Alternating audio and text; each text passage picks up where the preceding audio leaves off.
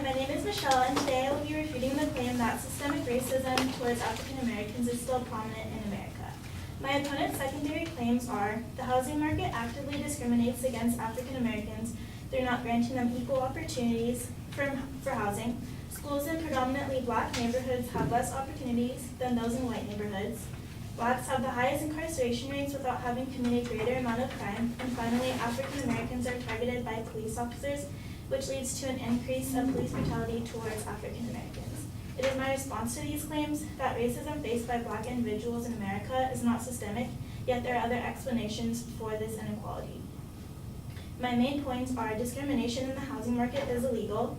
Steps are being taken to improve the education system for African Americans. There are other factors that contribute to longer sentences for African Americans in prisons, and deaths of African Americans by police are tragic, yet not always intentional. My first point is that discrimination in the housing market is illegal. In April of 1968, the Fair Housing Act was established. According to the U.S. Department of Housing and Urban Development, the act protects people from discrimination when they are renting or buying a home. In my opponent's evidence, he uses an article from Forbes that states in 2007, Black applicants were denied 34.3% of the time, and in 2016, they were denied 21% of the time. This decrease in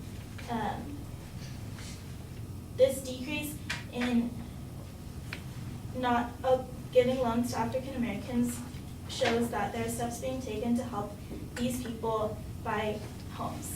There are also other contributing factors that prevent African Americans from receiving loans.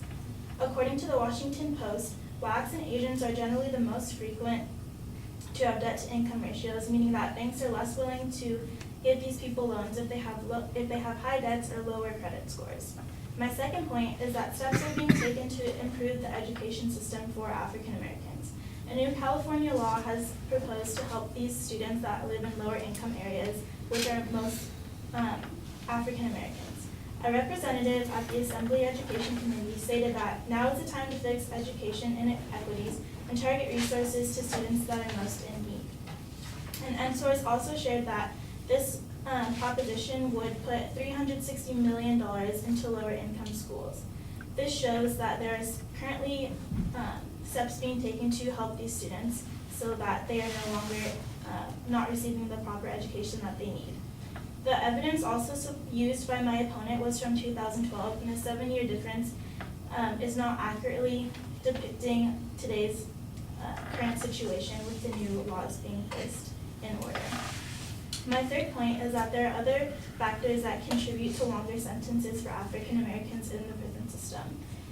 Those who receive longer sentences who are African American may be second or third offenders, thus meaning that their sentencing may be longer. There are also still a lot of influence in the prison system from the war on drugs. In the 70s, in attempts to limit the amount of cocaine on the streets, law enforcement focused in low-income areas where a majority of African Americans lived.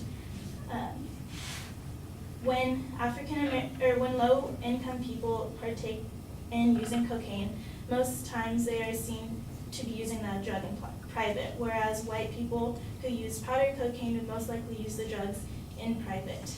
Even though it is the same drug, there are different factors that contribute to a longer sentence. And the Drug Alliance stated that law enforcement focused in urban areas or low-income communities. And my final point is that deaths of African Americans by police are tragic, but they're not always intentional. Police officers are humans, and unfortunately, this means that they are bound to make mistakes. And with every group of individuals, there are those that may abuse their power. My opponent's claim also does not account for Black police officers. Why would Black police officers target those of their own race? There's also a huge influence of media and what we see and how we interpret our information. When a white person is killed by police, we rarely see that information released in the news. There's also no evidence shown from my opponent to claim that Black people are three times more likely to be killed by police officers. The Washington Post found that 1,502 people were killed by police officers. 732 of them were white, while only 381 of them were Black. In conclusion, racism is still very much alive in our modern world. However, we must realize that with time, the system is improving to help minorities, which in turn suggests that racism that is faced by African Americans today is no longer systemic. Thank you.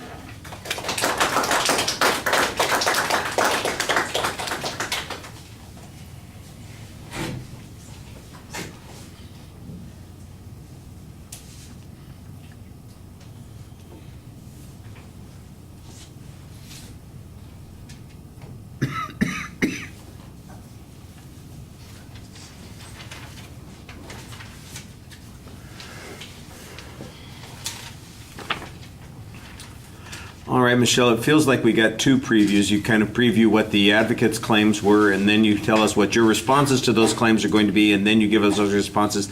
That's a duplication of effort that probably could be minimized a little bit. I think on the individual points, you do a good job identifying where you are at any given point and trying to explain the position that you're taking. Your general argument that there may be discrimination that's taking place, but that it's not systemic and that it is, examples of exceptions or some other circumstance that explains what's happening here. I think that's a pretty reasonable strategy. On the first point, for instance, you did a good job pointing out that there has been a decline in the number of blacks who are declined loans, plus there is a reason that they might be declining loans more frequently because of their debt-to-income ratio, and that is a key factor. As I recall, the advocates' evidence seemed to exclude that there was it didn't identify if there was any economic factor that was relevant there, and you've provided an economic factor that would explain that difference, and I think you want to exploit that a little bit more by contrasting the evidence that you have to what the advocate talked about. The second point concerning the education issue, the idea that it's systemic seems to suggest that the system is deliberately preventing improvements in the schools, and you basically kind of go the direction of showing there is improvement in the schools, at least in California, about trying to target schools themselves. I think there's a lot of stuff that talks about how school problems exist for multiple reasons, and that the system is constantly trying to improve those situations. Where are you? I know you're there. There you go. Okay. The schools, the cities, the states, the localities, they're always doing something to try and improve the schools. Train teachers, put more money in the system, that kind of thing. You've got a good example of that sort of thing. So how can it be systemic if the system is trying to repair itself by fixing problems when they see them? I think that that's a good response on that particular point. On the drug issue, I think that, on the incarceration issue, I think you've got a couple of good presses here. I think you need a little bit more evidence to sustain your argument. There's some hypotheticals that are kind of dependent on the position that you're presenting. And there's some assertions that probably need a little bit of evidence. On the fourth point, though, I think that you did have a reasonable kind of premise that there are all kinds of things that might account for somebody being shot, and we don't necessarily know that it's systemic racism.